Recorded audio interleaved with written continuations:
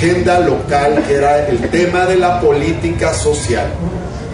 El fraude electoral del julio del 2006 no solo nos trajo lo que bien ha dicho ya Héctor Díaz Polanco, un gobierno que enterró el tema de un gobierno que profundizó la pobreza, sino un gobierno que enterró el tema social junto con muchos otros temas y nos ha impuesto una agenda de sangre, de violencia, de muerte. Punto. Creo que es una gran responsabilidad nuestra retomar el tema de la desigualdad nuevamente. Apareció hace poco un libro extraordinario de Carlos Tello que se llama La desigualdad en México, y es una historia que nos habla de cómo México ha sido uno de los países más desiguales, cómo está marcado por el signo de la desigualdad, y hay un periodo en el que esa desigualdad disminuyó, que es el periodo del cardenismo. Y la tesis de Carlos Tello es, para que disminuya la desigualdad que es tan fuerte, porque aquí hay una oligarquía muy poderosa, tiene que haber una dosis de tensión social y de tensión política para cambiar la correlación de fuerzas. Ahora estamos en una nueva coyuntura y nuevamente estamos sobre la discusión de cuál es nuestra agenda. La agenda es la de la política social. Esa tiene que ser nuestra agenda. Es, en un sentido más amplio, la agenda de la desigualdad. Esa tiene que ser nuestra agenda. Es el problema número uno de México.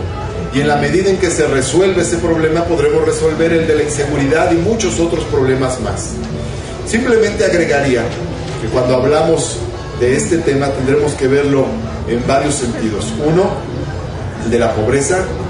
Dos, el de la desigualdad, que no es exactamente lo mismo que la pobreza, porque nuestro problema no solo es que hay mucha pobreza, hay países muy pobres donde hay menos desigualdad que en México, sino que somos un país rico, la 13ª, decía Fox, la 11ª economía del mundo, y somos el país número 103 en distribución de su riqueza. En economía arriba, en distribución de la riqueza abajo. Tenemos riqueza que distribuir, pero no está distribuida. Y lo tenemos que ver en tercer lugar como el tema de la cohesión social. Lo social también es la comunidad, también es el tejido social, también es la cohesión de la sociedad. Entonces lo social es nuestra agenda en tres sentidos: la desigualdad, la pobreza, la desigualdad y el tema de la cohesión social. En la Ciudad de México, en efecto, hay una ruta construida muy importante. No solo la política social ha sido muy importante, sino que la política social ha hecho de los programas sociales derechos sociales. Están plasmados en las leyes. Hay leyes como la de la pensión de adultos mayores que tiene garantía presupuestal. Nadie la puede eliminar. Está en la ley.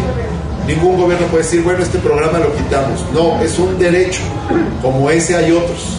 El seguro del desempleo, los medicamentos gratuitos, para poner algunos casos, están plasmados en las leyes y son derechos sociales, derechos de los habitantes del Distrito Federal.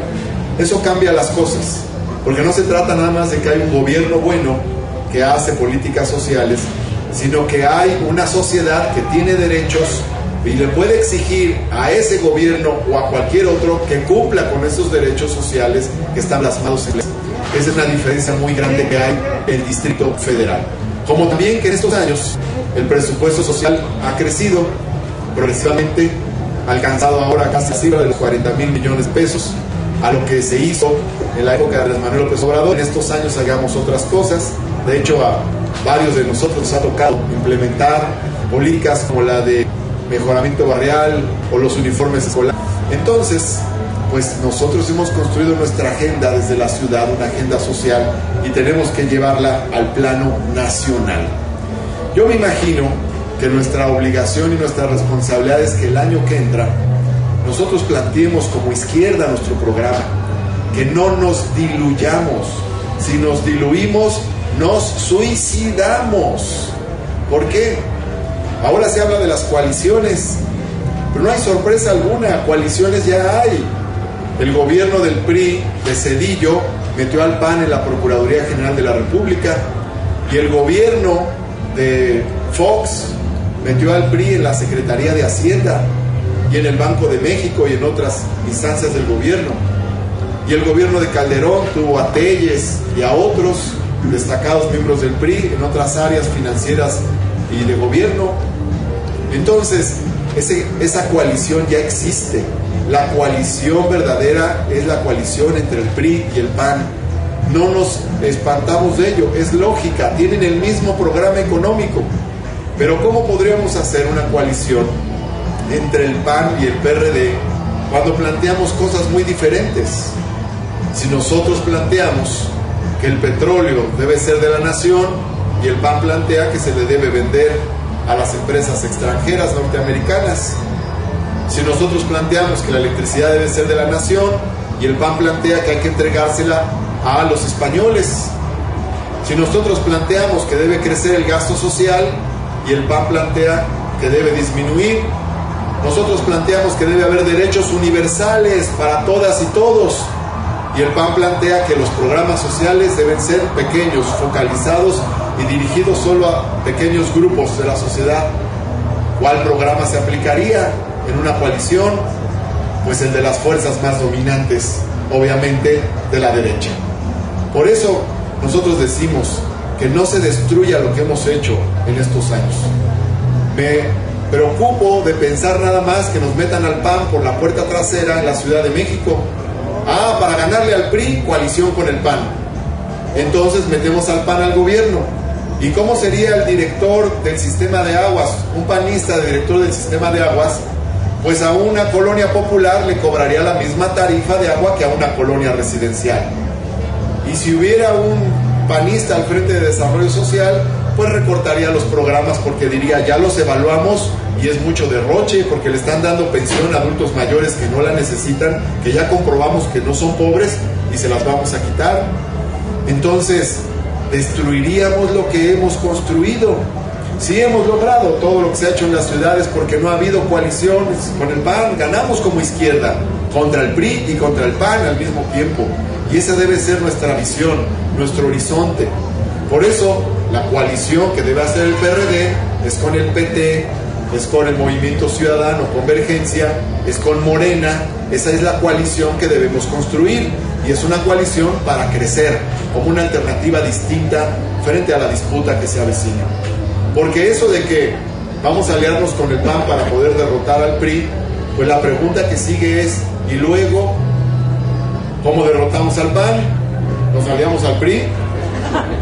Es verdaderamente absurdo. Lo que tenemos que hacer es evidenciar que ellos son la coalición verdadera y construir nuestra coalición de la izquierda y de las fuerzas progresistas, lo más amplia que quieran, que entren hasta los más despintados, pero que sea una coalición de izquierda y progresista que garantice la aplicación de un programa de izquierda para que podamos poner en el centro el tema de lo social. Porque ninguna coalición con el PAN o con el PRI, que es lo mismo, va a poner en el centro el tema de la igualdad social. Ese es el reto que tenemos cuando estamos hablando de la desigualdad y de la pobreza. De otra manera, si llega al gobierno el PRI o si llega al gobierno el PAN, aunque vaya aliado con los chuchos, cualquiera que llegue, el PRI o el PAN, lo que va a hacer es continuar una agenda de degradación de la vida social y de mayor pobreza y desigualdad. Termino solamente con un dato y una frase. El dato es que en estos años la guerra contra el narco ha costado 500,000 millones de pesos. Y si esos 500,000 millones de pesos se hubieran invertido en construir universidades, si se hubieran hecho las refinerías, si se hubiera hecho la beca universal de bachillerato en todo el país, si se hubiera hecho la pensión de adultos mayores en todo México, ¿no estaríamos en mejores condiciones para combatir la drogadicción? La Silva, cuando tomó posesión de la presidencia por primera vez, dijo, nadie puede dormir en Brasil. La mitad no puede dormir porque tiene hambre. La otra mitad no puede dormir porque tiene miedo a los que tienen hambre. Cuando todos comen en Brasil, todos podremos dormir. Muchas gracias.